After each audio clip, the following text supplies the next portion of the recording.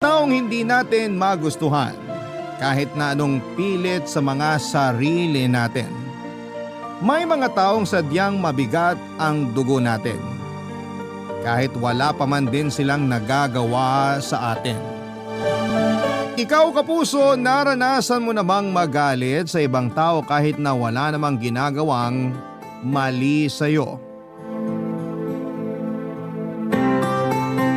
Dear Papa Dudut, ako nga pala si Rosa, 50 years old. Nagkaroon ako ng problema at eto ang ibabahagi ko sa inyo ngayong araw. May kinalaman po ito sa karelasyon ng anak kong si Buboy, 25 anyos. Hindi ko nagustuhan ang bagong nakarelasyon niya dahil kaedad ko lamang. Itago na lang natin siya sa pangalang Minda. This year lang nangyari ang kwento ko kaya fresh pa sa akin ang lahat ng mga nangyari. Nag-iisang anak namin ang asawa kong si Vic si Buboy kaya lahat ng pagpoprotekta ay ginawa namin para sa kanya. Inuna namin siya sa lahat ng bagay lalo na kung alam naming mas kailangan niya. Spoiled sa amin si Buboy lalo't siya lamang ang aming anak. Hindi nyo naman kami masisisi dahil wala kaming ibang tao na mapagbubuhusan ng pagmamahal noon. Hindi na ako pinalad pa na magkaanak at mabigyan ng kapatid si Buboy. Nagkaroon ng problema sa aking obaryo. Kaya naman tinanggap na lang namin ang asawa kong si Vic na kay Buboy lang namin paiikutin ang mundo namin. Lahat ng gusto ni Buboy ay binigay namin sa kanya. Maging masaya lamang siya sa piling naming mag-asawa. Kahit mga bagay na tinututulan namin ay nagawa pa rin namin siyang pagbigyan. Kahinaan naming mag-asawa si Buboy. Hindi namin siya magawang tanggihan kahit na masama ang loob namin. Iba pa rin kasi ang pakiramdam kapag nakita mong masaya ang anak mo sa pagsabi mo ng oo sa kanya. Hindi na nga rin siya nagtuloy sa kolehiyo dahil nakatamaran na niyang mag-aral. May kahinaan sa utak ang anak kong si Buboy kaya kailangan niya ng gabay. Pero hindi namin siya napilit na ipagpatuloy ang pag-aaral dahil hindi na raw talaga niya kaya. Hindi man namin sinang-ayunan yon ay wala na rin kaming nagawa, Papa Dudut. Akala namin ay doon lang kami magkakaroon ng problema sa anak namin. Hanggang sa pinakilala na nga niya sa akin ang karelasyon niyang si Minda. Isang bagay na hindi ko po inaasahan. Kakarating ko lang noon sa bahay isang hapon ng Lunes nang ibalita sa akin ni Buboy na meron na siyang karelasyon.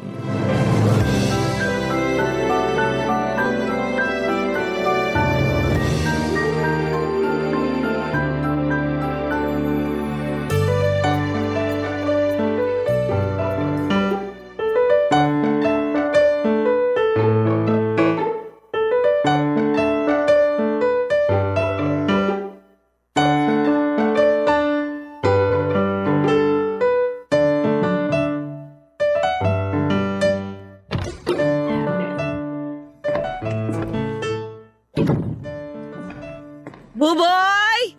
Rick! Asan kayo? Nay, nandyan na po pala kayo. Nasaan ang tatay mo?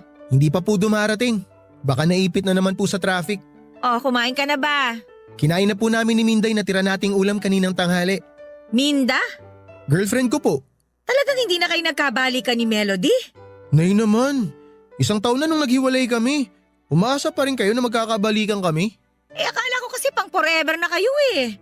Si Minda na ang forever para sa akin.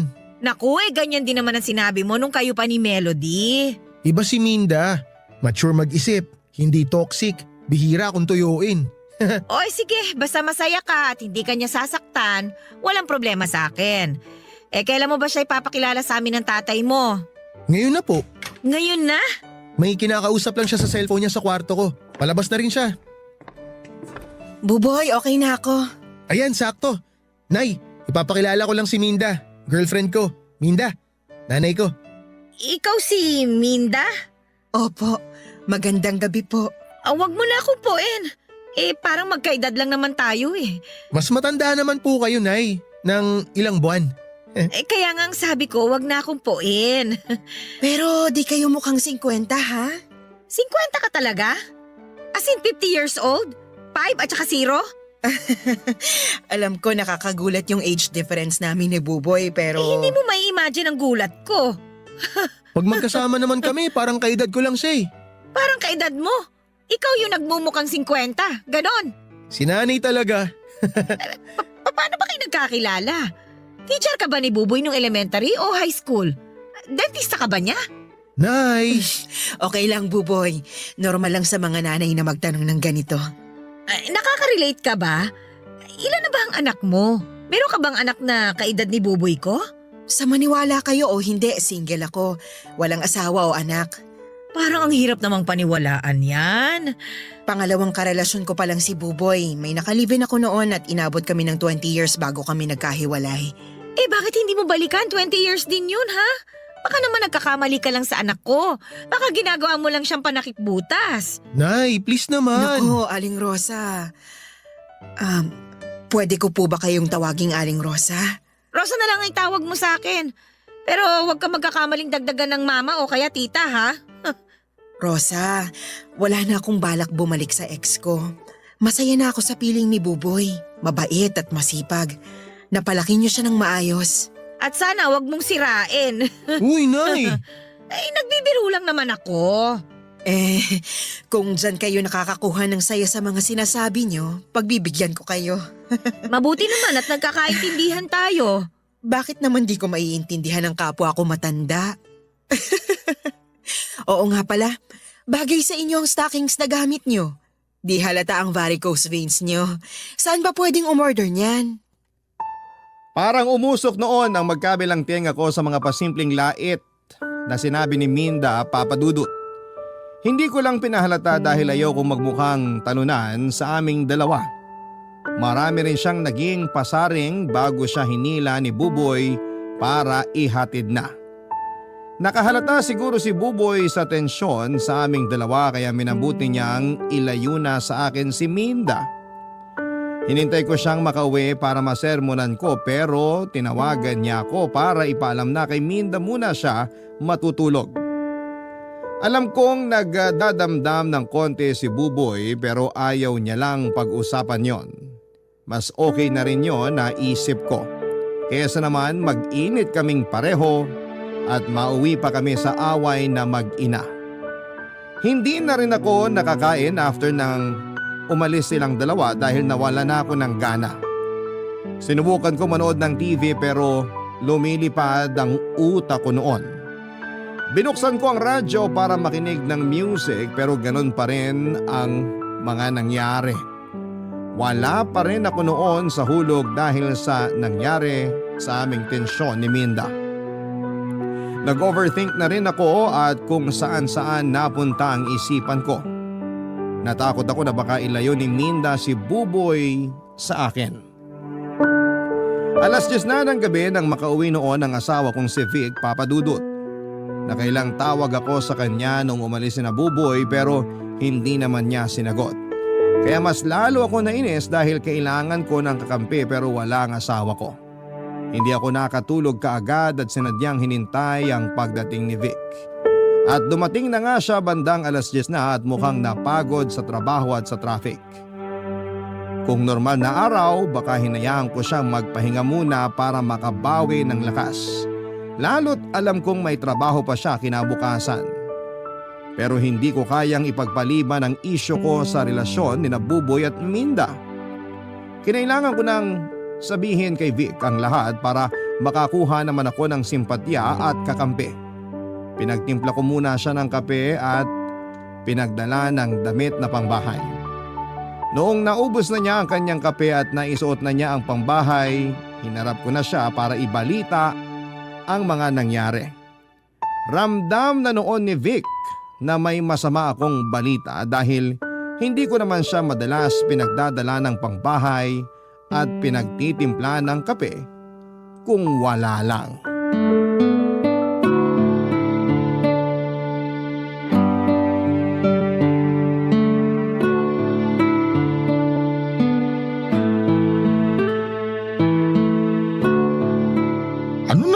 bang masamang nangyari? Ha? Sabihin mo na. Paano mong nalaman na may masamang nangyari? Sumasideline ka na rin ba bilang manghuhula?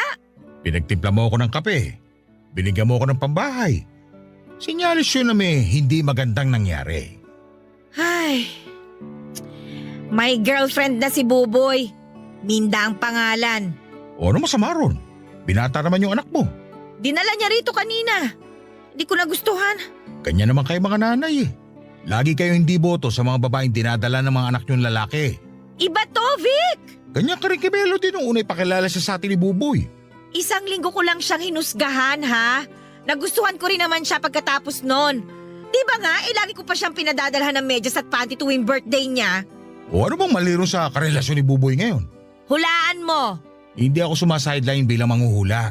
Sabihin mo na lang sa akin kasi nawawala na epekto ng paracetamol na ininom ko. Sasakit na naman tong ulo ko. Kaedad natin yung bago niyang girlfriend. 50 na rin? Ano ba akala mo sa atin? 60 years old? Kinaklaro ko lang naman. Mali yun eh.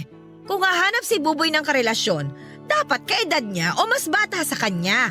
Hindi yung tipong kabatch pa natin ng elementary. Hindi yung mga kasabay pa natin papunta kay San Pedro. Ano bang magagawa natin? Na-inlove si Buboy eh. Ay, nabulagan siya kamo.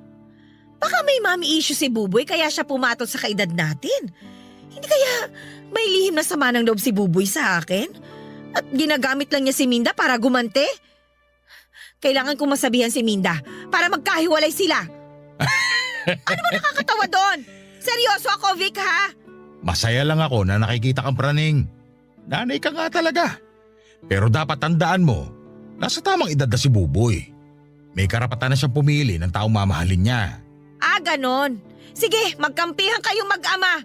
Hubarin mo na rin yung damit mo para maibalik ko na sa cabinet. Matulog kang walang suot. Kabaging ka sana hanggang Sabado. Rosa naman, akala ko hinihingi mo opinion ko. Hinihingi ko, nakampihan mo ako. Ay, talaga bang 50 anyos na si Minda? Oo nga! Nakikita ko na ang punto mo. Dapat kanina mo pa nakita. Hindi ngayon matapos kung hilingin na kabaging ka. Hindi nga naman magandang kaedad natin ang karelasyon ni Buboy. Hindi maganda para sa ibang nakakakita. Ayan, tama ka dyan.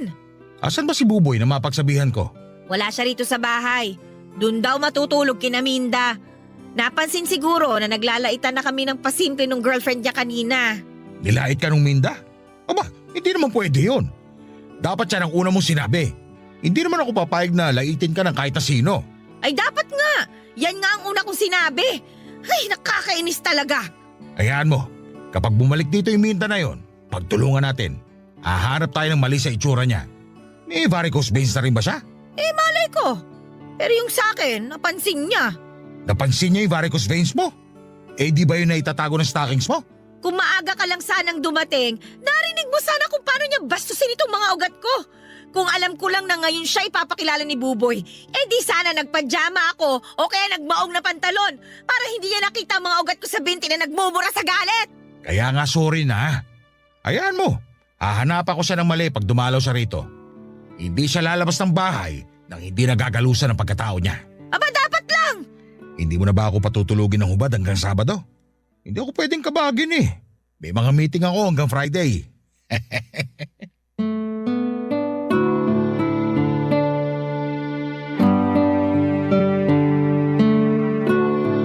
Papadudot kahit papaano naman ay naibsan ang inis ko kay Minda ng kampihan ako ni Vic. Alam kong hilaw ang naging pagkampi niya sa akin pero ayos na rin yon para sa akin. Gusto ko lang din talaga na may mapagsabihan noon ng sama ng loob ko.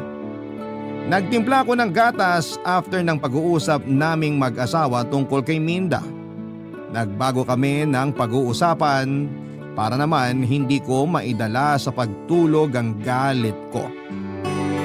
Kaya lang din naman ako pinalad na hindi yon maidala sa kama. Dahil noong nakahiga na kaming mag-asawa ay naalala ko na naman ang inis ko kay Minda. Sinubukan kong ibahin ang iniisip ko pero bumabalik-balik pa rin si Minda sa diwa ko.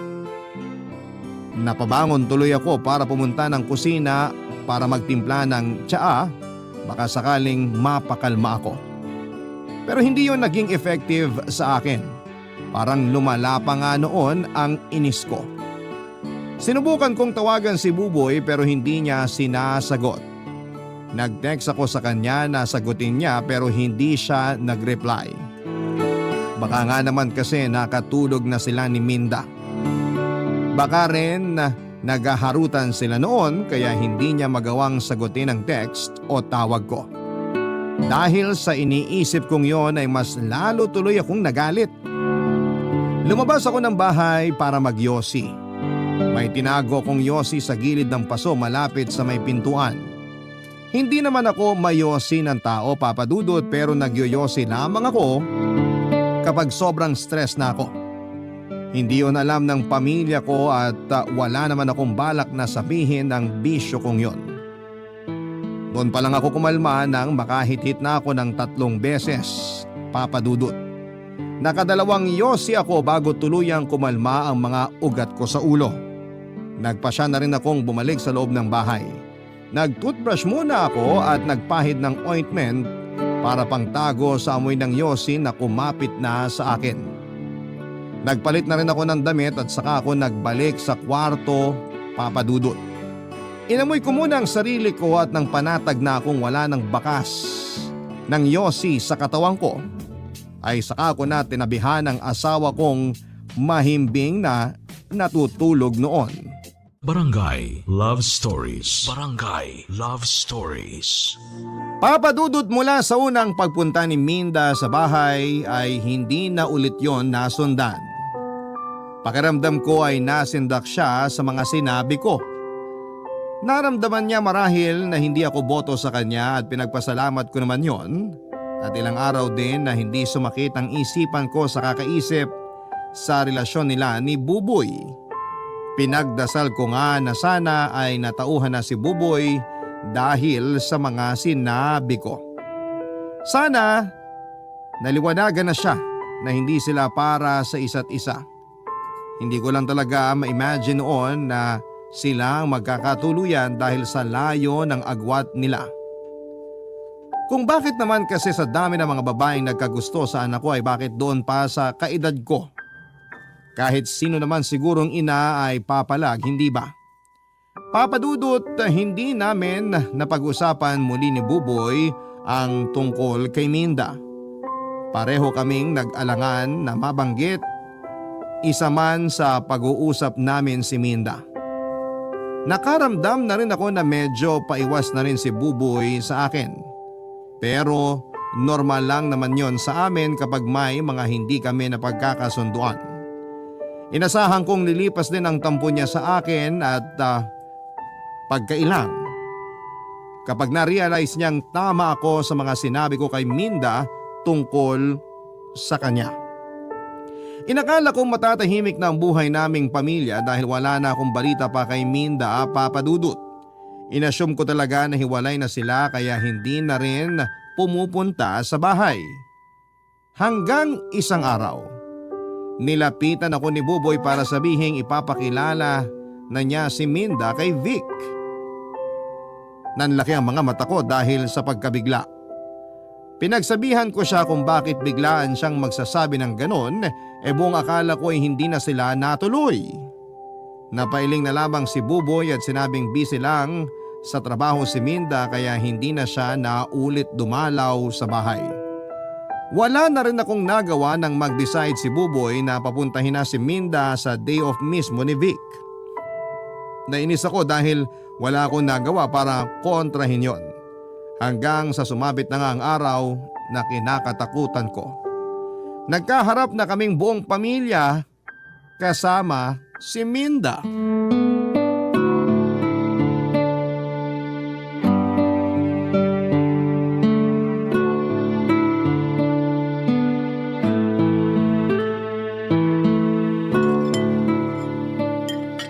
Minda, kumusta naman yung ginisang ampalaya? Masarap ba? Oo, namiss ko yung pait. Sobrang pait. Makakatulong to sa dugo ko. Ikaw ba ang nagluto? Ako ang nagluto. Ah, kaya naman pala. Anong kaya naman pala? Kaya naman pala. Masarap. Mas plastic pa sa timba. Ano po yon? Sabi ko, wag mo na akong puin, di ba? Tandaan mo, magkaedad lang tayo. Sorry ha, minsan kasi nakakalimutan ko lalo kapag napapatingin ako sa legs mo. Joke lang. Saan ka nga pala nagtatrabaho, Minda? Nagmamanage ako ng online flower shop sa ibang bansa. Flower shop? Parang yung kay Buboy din pala, no? Bale tay, isa po ako sa sales representative ng flower shop na yun. Si Minda po yung boss ko. Mapera ka pala, Minda. Kaya naman pala. Kaya naman pala… Kaya may pang-maintenance ka. Maintenance? Hindi pa ako nirarayuma tulad mo. Pero kung sakaling tamaan ako, sabihin mo kung anong gamot mo ha, para makamura ako. Maintenance sa itsura ang ibig kong sabihin. Pero kung gusto mong pag-usapan ng rayuma, huwag ka mahihiya ah. Tayo-tayo lang naman ang nandito. Pwede ka namang umamin. Hindi naman kabawasan sa pagiging matanda mo kung sumasakit ang mga tuhod mo, 'di ba? Ano bang aaminin Alam nyo ba tay na may biniling lupa si Minda sa Laguna? Malawak at maraming mga puno na namumunga ng prutas. Merong nyog, lansones, guyabano, may rambutan din. Matutuwa kayo tay. Balak namin ni Buboy na magpagawa ng tilapia farm doon sa lupa naming yon. Lupa nyo? May ambag ka ba ron, Buboy? Wala po, pero ako naman po magbabantay sa construction habang busy si Minda. Bala ko na rin po mag-resign para makapag full time ako dun sa lupa namin. Lupa ni Minda. Hindi nyo lupa.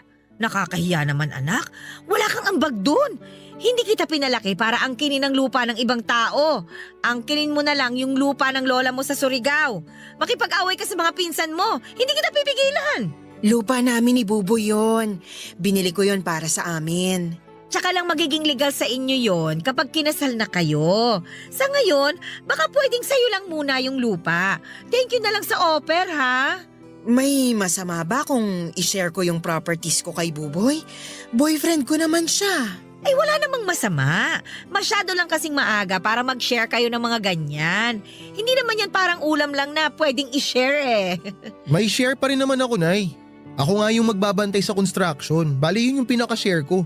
Uy, ano bang alam mo sa construction? Kwarto mo nga hindi mo maayos eh. Ilang beses ko nang pinapagawa sa yung bintana mo, pero wala pa rin. Hindi ba, Vic? Ha? Isa ka pa eh. Hindi ka ba nakikinig? Nagtatalo na kami rito sa lupa, pero ikaw dyan… Hindi ko rin kasi alam kung bakit kailangang pagtalunan yung lupa ko ako naman ang bumili nun. Kaya dapat hindi mo sinasabing lupa ninyo ni Buboy. Ikaw lang naman ang bumili nun eh. Papaasahin Rosa. mo lang tong anak ko. Kapag nagkahiwalay na kayo, nganga na siya. Buboy anak, marami tayong lupa sa paso. Makontento ka na lang muna ron. Sino po bang nagsabi sa inyo na maghihiwalay kami ni Minda, Nay? Kakasimula nyo pa lang. Huwag mo na magplano ng mga ganyang bagay. Kilalanin nyo muna ang isa't isa. May tsansa pa na na makakilala ka ng mas compatible sa'yo. Yung bang kaedad mo at saka… Hindi yung kaedad nyo. Naintindihan ko kayo. Alam ko namang una pa lang, di na kayo boto para sa akin kay Buboy dahil sa agwat ng edad namin. Hindi ko yun mamasamain. Vic, hindi ba may sinasabi ka nung nakaraan? Mabuti pa, tapusin na lang natin itong kinakain natin para makapagpahinga na tayong lahat. Vic! Mukhang di ko na rin mauubos tong ampalaya. Masyado nang pumapait Baka ma-high blood na ako. Mauna na rin ako para di maabutan ng ulan. Tara na, Buboy. Nagmadali na ngang umalis sina Minda at Buboy, Papa Dudut. Tinanong ko si Buboy kung anong oras siya makakauwi pero sinabi niyang doon na lang muna siya kina Minda matutulog. Naramdaman kong may tampo si Buboy sa akin pero hindi niya pinahalata sa harapan ni Minda. Nakangiti naman si Minda na nagpaalam kahit alam kong napipilitan lamang. Nawala na ako ng gana sa kinakain ko. Hindi makatingin noon sa akin si Vic dahil alam niyang galit ako. Niligpit ko na ang mesa kahit kumakain pa si Vic. Pinaramdam ko sa kanya ang galit ko dahil wala man lang siyang tinulong para mapagkaisahan namin si Minda. Ang ayos pa ng usapan namin noon na kakampihan niya ako. Sinabi pa niyang siya na ang bahala kay Minda. Umasa ako na tototohanin niya ang sinabi niyang paghihiwalay niya ang dalawa pero hindi naman yon nangyari. Nagdadabog ako noon habang naguhugas ng plato. Nakabasag na nga ako ng 2 pinggan at 1 baso. Nahalata naman yun ni Vic at niyakap ako patalikod. Mas lalo lamang ako nagalit imbis na kumalma. Hinarap ko siya para pag-usapan namin ang pangiiwan niya sa akin sa ere. Hindi lang daw siya nakasingit sa usapan namin ayon kay Vic. Masyado raw akong pinangunahan ng emosyon at hindi na raw ako nakapag-isip kaya lumala ang sitwasyon. Nagalit ako lalo kaya yung bula mula sa hinuhugasan ko pinahid ko sa noo niya. Pinagugas ko siya ng pinagkainan at ako naman ay pumanhik na sa kwarto para mag-check ng BP ko. Na high blood ako sa mga nangyari, Papa Dudut. Sinubukan kong tawagan si Buboy para pauwiin para makapag-usap kami. Sinabi naman niyang uuwi na lamang siya bago magtanghali kinabukasan. Wala na rin akong nagawa kundi ang pumayag na lamang dahil baka mas lalong magtampo sa akin ang anak ko. Noong natapos naman si Vic na maghugas ng pinagkainan ay pumasok na rin siya ng kwarto. Nilambing niya ako at nagsorry dahil sa pag-iwan niya sa akin sa ere. Nagkunwari akong nagtatampo pa. Pero nawala yon lahat ng sinabi niyang sa susunod na pagbalik ni Minda sa bahay ay magsasalita na siya. Nabuhayan ako ng loob at sinabi ko rin sa kanya na pagka-uwi ni Buboy kinabukasan ay pwede na niyang simulang siraan si Minda habang wala nga ang kontrabidang babaeng yon, Papa Dudut.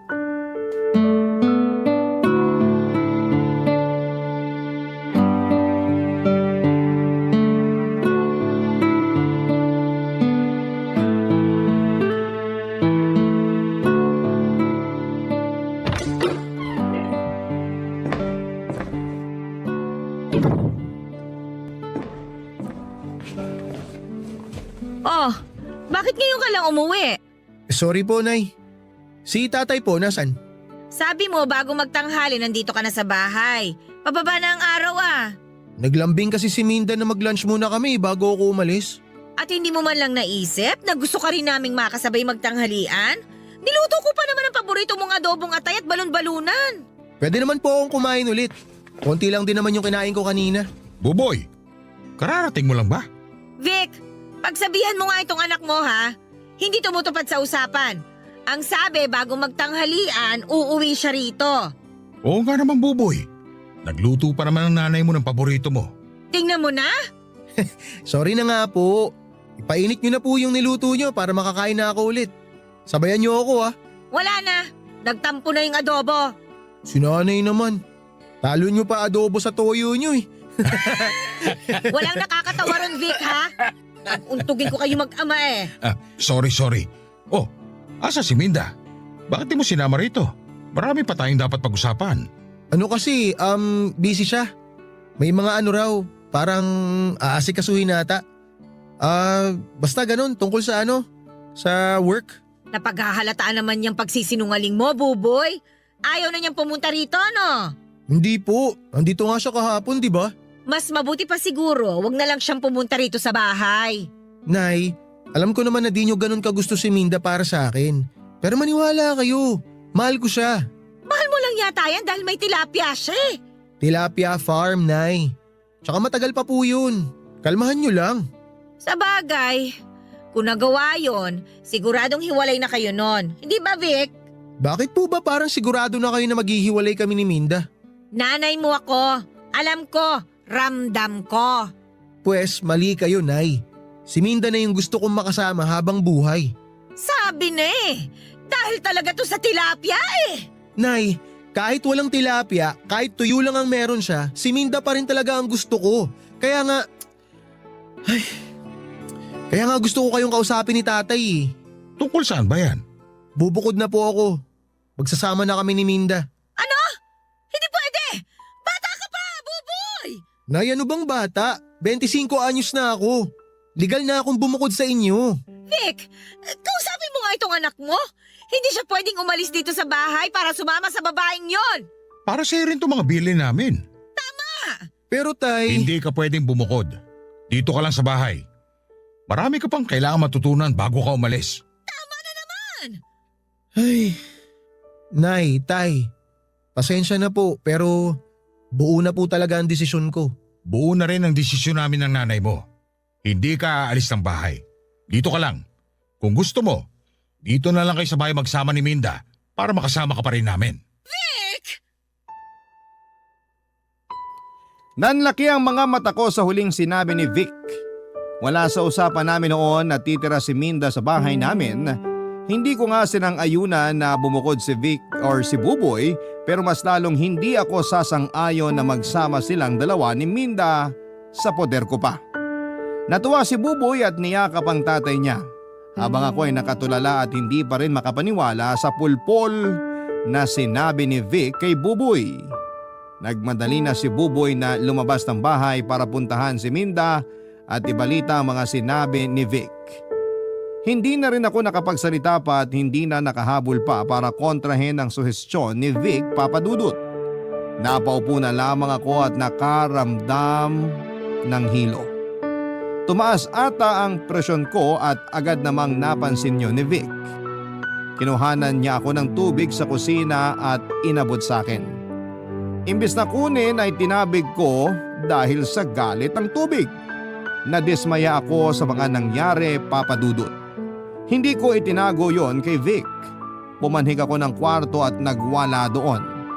Hindi naman sumubok noon si Vic na lapitan pa ako dahil natakot na rin siya. Hindi ko talaga alam noon kung ano ang pumasok sa isipan niya para patuloyin si Minda sa bahay namin. Nag-overthink ako habang nasa kwarto. Inisip ko ang mga mangyayari kapag nasa iisang bubong na lamang kami ni Minda. Napacheck tuloy muli ako ng BP at sa tuwing naiisip ko ang pangalan noon ni Minda ay tumataas ang presyon ko.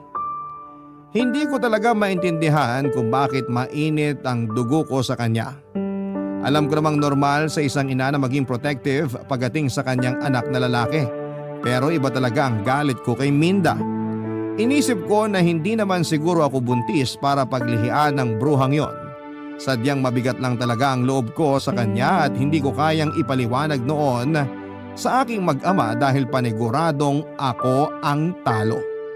Nahiga ako sa kama para magpakalma. Sinubukan kong matulog pero nabigo ako. Hanggang sa narinig ko na lamang ang pagkatok ni Vic sa kwarto.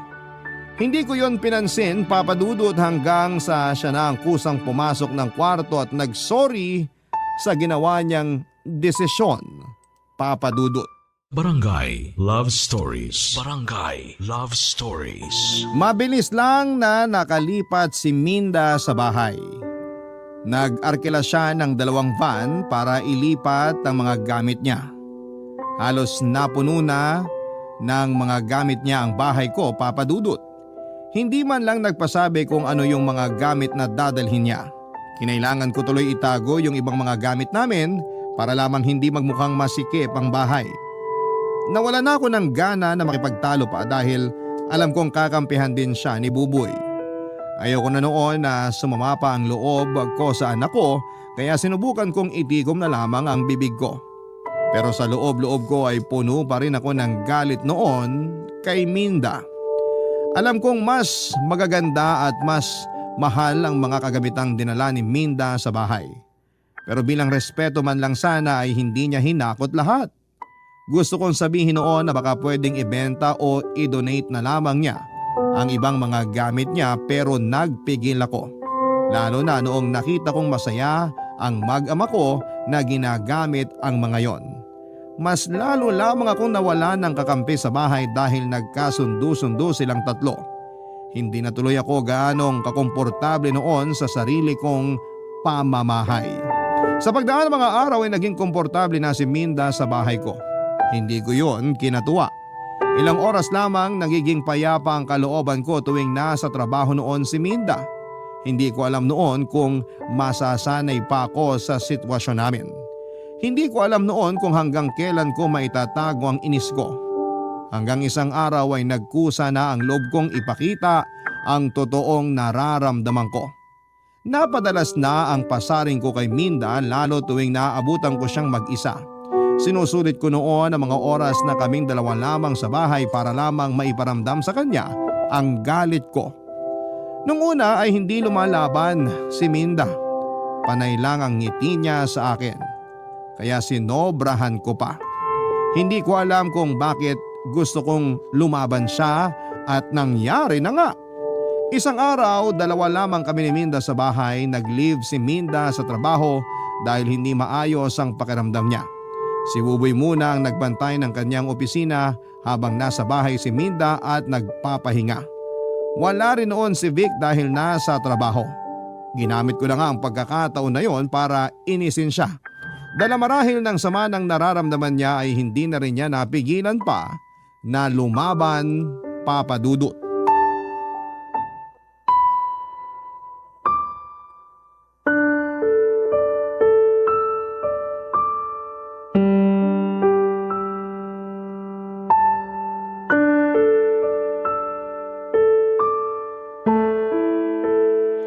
Hay, napakasikip na ng bahay ko. Kahit hangin, hindi na magkasya.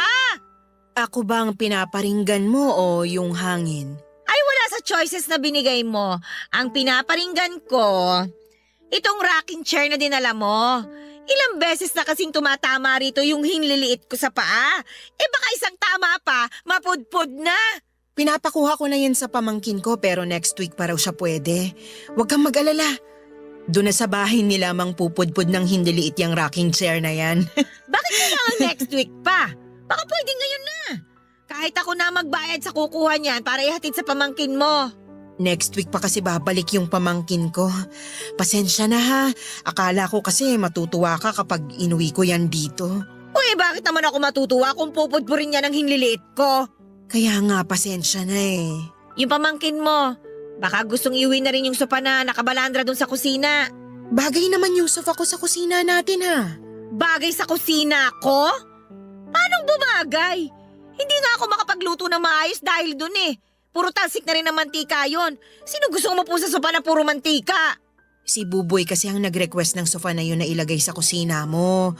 Para raw kapag nagluluto ako, uupo lang siya ron para makasama ako. Kayo na lang ni Buboy ang mag-usap tungkol dun sa sofa. Bakit pa kailangan ipaabot sa kanya? Pwede namang tayong dalawa na ang magdesisyon na tanggalin yon, di ba? Aabalahin pa natin si Buboy. Pero siya kasi yung may gustong ilagay yun sa Eh kusina. sa ayaw ko kasi sagabal nga sa pagluluto ko. Okay, hayaan mo. Next week isasama ko na rin sa ipapadala sa pamangkin ko. Baka meron pang nakakasagabal sa'yo na gusto mong mawala rito. Hindi mo magugustuhan ang isasagot ko sa'yo sa tanong mo na yan. Oo, gets ko. Alam kong ako yung sagabal na gusto mong mawala. O bakit mo naman sinasagot ang sarili mong tanong? Kasi wala ka namang lakas ng loob sagutin yung tanong ko. Sa bagay, sa ating dalawa, ikaw lang yung malakas lagi ang loob.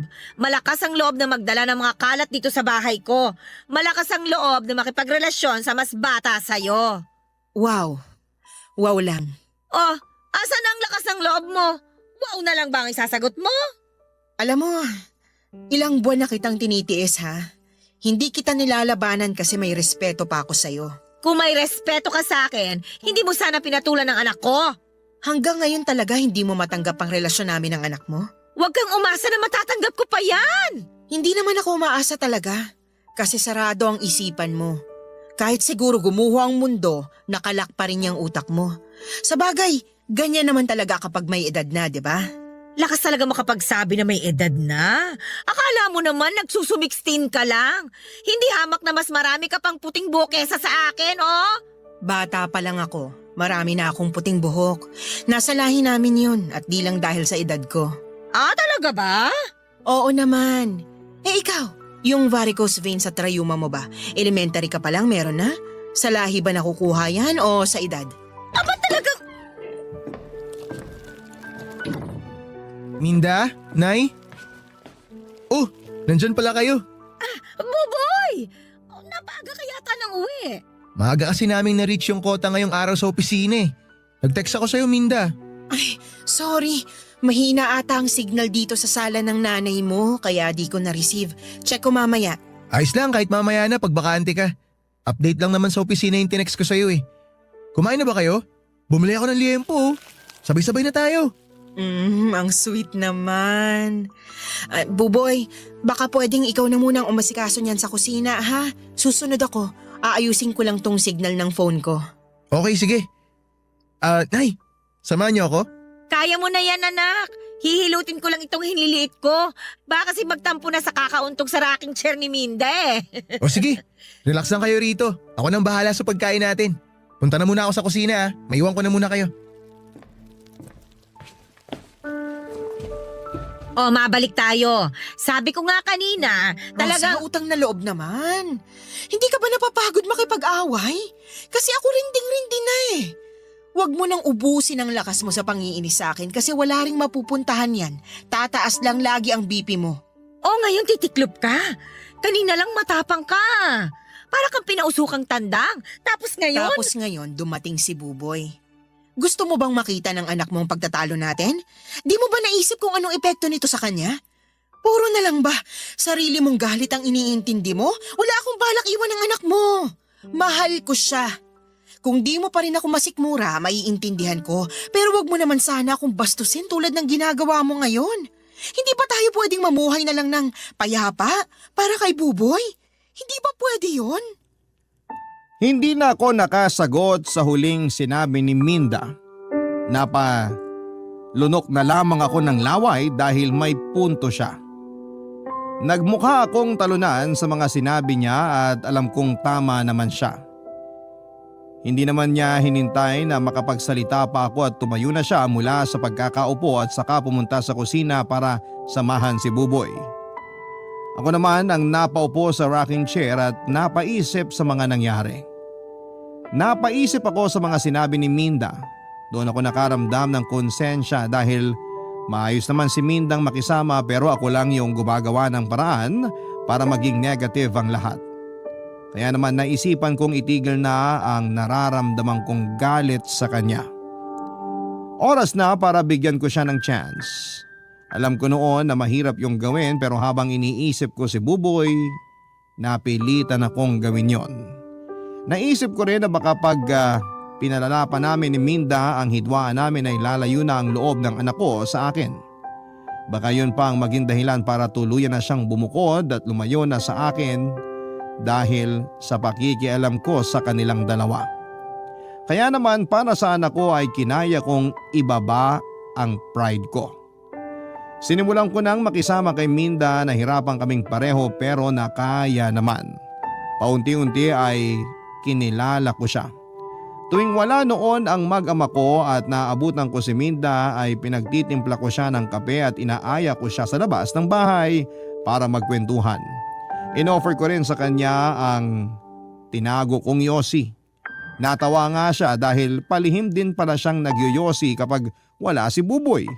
Alam naming pareho na hindi gusto ni Buboy na nagyoyosi kami kaya natawa na lang din kaming pareho. Meron na tuloy kaming naging bonding na dalawa. Binigyan din niya ako ng pabango na mamahalin. Yung pabango na kayang takpan yung amoy ng yosi. Gumana ang loob ko kay Minda habang tumatagal. Doon ko naintindihan kung bakit napamahal sa kanya ang anak kong si Buboy. Maayos naman kasi talaga si Minda. Aminado na ako noon na sa akin talaga ang problema. Masaya siyang kasama at hindi ako nagkaroon ng problema sa kanya. Naging paborito ko na tuloy si Minda sa lahat ng mga nakarelasyon ni Buboy. Sinabi ko yun sa kanya at sinabi rin niyang ako ang paborito niyang biyanan. Nagtawanan kami sa mga sinagot niya dahil hindi naman pala niya naabutang buhay ang magulang ng nag-iisang ex niya. Naging maayos ang lahat sa amin hanggang isang araw ay nagbago ang lahat.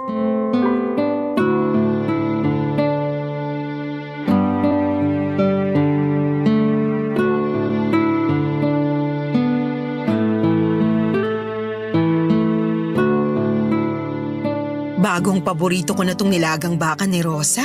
Ang lambot ng baka. Naparami tuloy yung kanin ko. Binugbog pa kasi niya yung baka bago niya niluto. Ikaw talaga, Vic, isusumbong kita. Matagal ko nang sinumbong ang sarili ko. Gusto mo, samahan pa kita eh. Sige, next week pag di na ako busy. Maiba tayo. Busy na si Buboy sa lupa niya sa Laguna. Ang dami na nga niyang plano para ron. Hinayaan ko na lang. Ang saya rin naman kasi niyang tingnan habang ginaganahan. Masaya rin akong tignan habang ginaganahan. Hoy, ano ba? Balik naman. Para makita mo kung paano ako ganahan. Baka may makarinig sa'yo, Vic. Mamaya pang gabi ang uwi ni Rosa. Si Buboy, di ba, sabi niya, tatawag naman siya pag babiyahe na pauwi. Tara na, mabilis lang to. Sa kwarto niyo ba ni Rosa? Dito na lang tayo sa sala. Ayoko nang pumanik. Nahawa na yata ako sa rayuma ng asawa mo. Halikan ko yung tuhod mo eh. Nakakagamot ng rayuma laway ko. Sa labi ka muna. Tapos pababa sa tuhod ko. O sige, sabi mo eh. Halika nga rito. Mga hayop! Rosa! Rosa, teka lang. Walang teka lang! Wala ngang preno yung kademonyohan ninyo eh! May pahalik pa sa tuhod! Ano ka, santo? Please, hayaan mo kami mag-explain. Kahit anong explanation ninyo, wala akong tatanggapin! Rosa, makinig ka. Hindi namin to sinasadya. Hindi sinasadya? Biglaan lang ba? Parang hindi naman! Parang komportable nga ang paghaharutan ninyong dalawa eh! Hindi yan biglaan! Oo, aminin ko may Ang katagalan na. kakapal ang mukha ninyo! Rosa, umayo ka muna. Yun ang dapat sa'yo! Baka maabutan tayo ni Buboy. Hindi mo yung buhok ni Minda. Ngayon, nagawa mo pang mag-alala kay Buboy? Hindi mo ba naisip yun habang nagpapalitan kayo ng laway ng haliparot ng mindang ito? Please, Rosa. Mali kami, oo. Please, tigilan na natin to. Kung kailan kayo nahuli, tsaka nyo maiisipang itigil? Sinabi ng tama na. Tigilan mo ng pananakit kay Minda.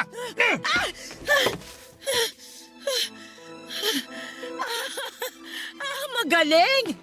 Para sa kabit mo, nagawa mo akong itulak at saktan! Para talaga sa kabit mo! Sorry kung naitulak kita. Hindi ko sinasadya. Ayaw mo kasi tumigil eh. Hindi sinasadya? Ilang beses nyo bang gagasgasin ang mga salitang yan, ha? Hindi na ako naniniwala sa salitang yan! Sinadya mo ako itulak! Sinadya mo ako saktan! Sinadya mo kumabit sa huda sa babae na to! Sorry, Rosa. Sorry. Pero please, huwag nating ipaalam to kay Buboy. Mahal ko ang anak mo. Hindi ko siya kayang mawala sa akin. Sana bago mo hinubad ang panty mo para sa asawa ko, naisip mo sana yan! Mali naman talaga eh. Mali talaga. Nagpatukso ako, oo. Nalungkot. Pasensya na. Hanggang ganyan na lang kaya mong sabihin, ha? Kasi ayoko nang depensahan ang sarili ko. Mali ako. Rosa, pag-usapan natin to. Para sa kapakanan ni Buboy. Pag-usapan natin to, pakiusap. Sa ating tatlo, ako lang ang nag-iisip sa kapakanan ni Buboy. Kayong dalawa, wala kayong ibang iniisip kundi ang init ng mga pang-ibaba ninyo. Mga hayop! Walang yaka talaga, Minda! Uy! Rosa! Sinasabi pa rin Rosa! Paano Buboy? Nasasaktan ako. Dapat lang masaktan ka! Kulang pa nga ito sa ginawa niyo sa amin ni Buboy eh! Tama na, Rosa! Tama na! Hindi! Wala na akong awa! Kung meron man ako natitirang awa, para na lang yun sa anak ko!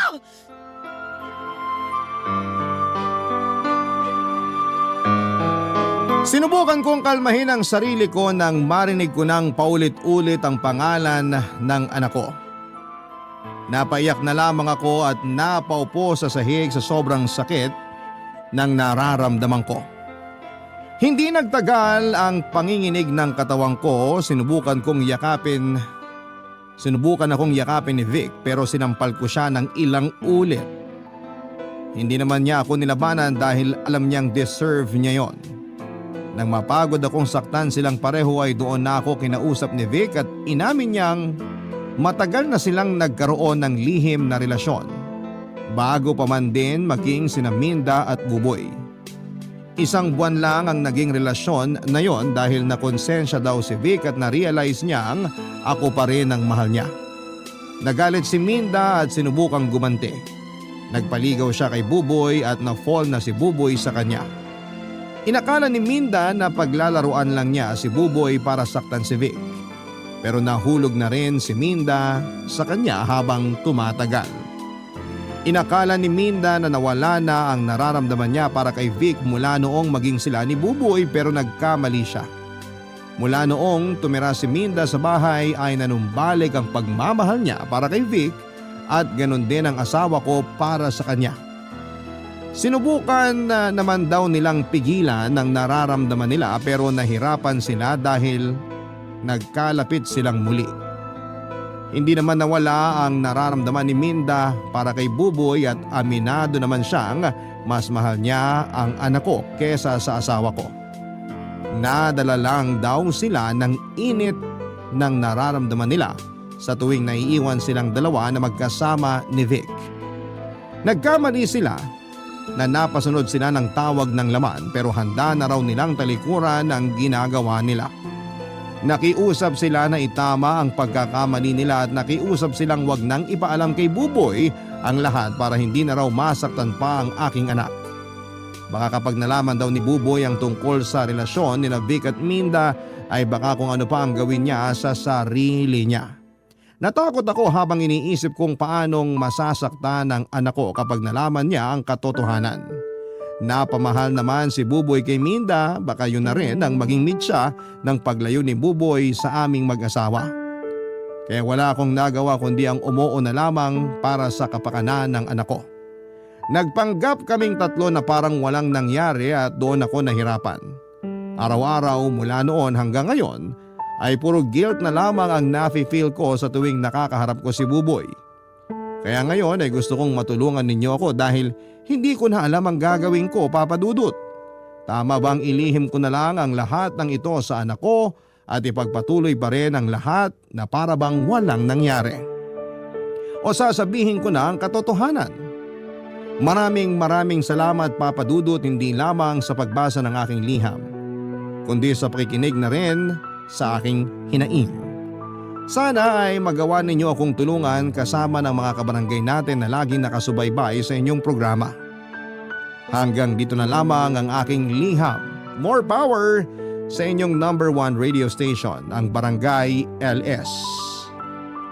Ang inyong kabarangay forever, Rosa. Nagustuhan ng iyong napakinggan? Ituloy yan via live stream sa www.gmanetwork.com/radio. Barangay LS 97.1